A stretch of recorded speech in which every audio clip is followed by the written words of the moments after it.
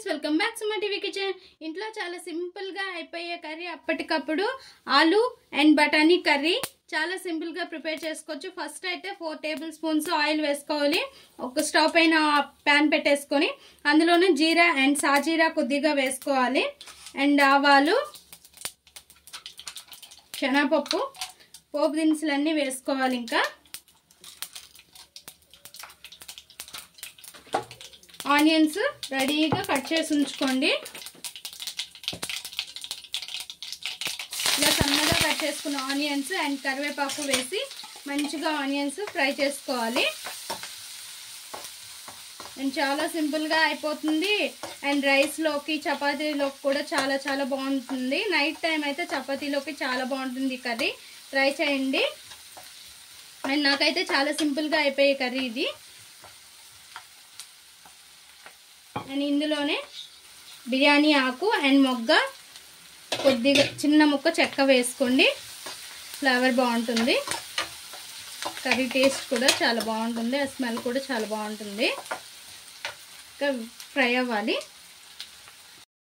ఇందులోనే కొద్దిగా అల్లం వెల్లుల్లి పేస్ట్ వేసుకొని 1 టేబుల్ స్పూన్ వరకు అల్లం వెల్లుల్లి పేస్ట్ కూడా మంచిగా ఫ్రై అవ్వనిచ్చి టమాటా అనేది ప్యూరీ కొట్టేసుకొని ఉంచుకోండి. మెత్తగా మిక్సీ పట్టుకొని ఉంచుకోండి. నేను మీడియం సైజువి ఒక 3 టమాటాలు అనేవి తీసుకున్నాను. టమాటా కూడా ప్యూరీ అనేది మొత్తం మిక్సీ పట్టేసి వేసేసుకోవాలి. టమాటా కూడా కొద్దిసేపు ఫ్రై అవ్వాలి, ఇందులో పచ్చి వాసన పోయేంత వరకు.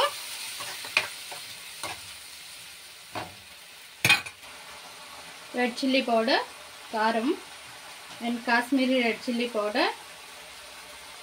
మీరు కారం తగ్గించుకునే వాళ్ళు తగ్గించుకోండి, ఎక్కువ చేసుకునే వాళ్ళు ఎక్కువ తినండి. సో అంటే ఎక్కువగా తక్కువగా వేసుకుంటారు కదా, అందుకోసం నేను క్వాంటిటీ చెప్పడం లేదు. అండ్ పసుపు కూడా, పసుపు అండ్ సాల్ట్ టేస్ట్కి తగ్గట్టు సాల్ట్ అడ్జస్ట్ చేసుకోండి. అండ్ అందులోనే కొద్దిగా garam masala and jeera powder,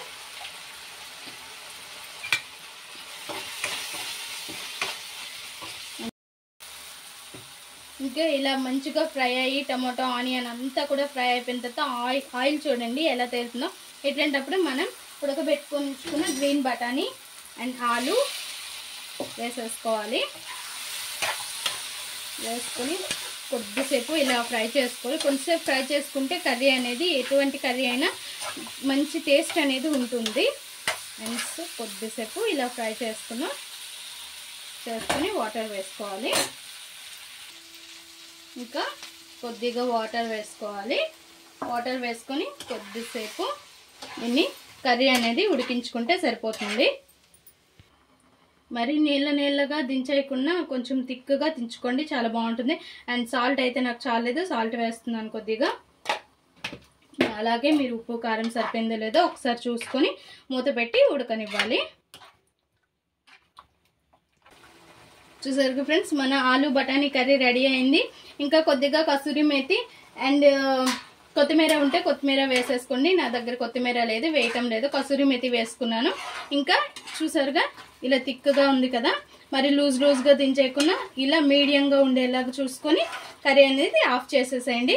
మన ఆలు బఠానీ కర్రీ రెడీ అయిపోయింది. మరి ఈ వీడియో మీకు నచ్చినట్లయితే లైక్ చేయండి, షేర్ చేయండి, మా ఛానల్ని సబ్స్క్రైబ్ చేసుకోండి. పక్కనే ఉన్న బెల్ సింబల్ క్లిక్ చేయండి. Please friends, like, share, subscribe.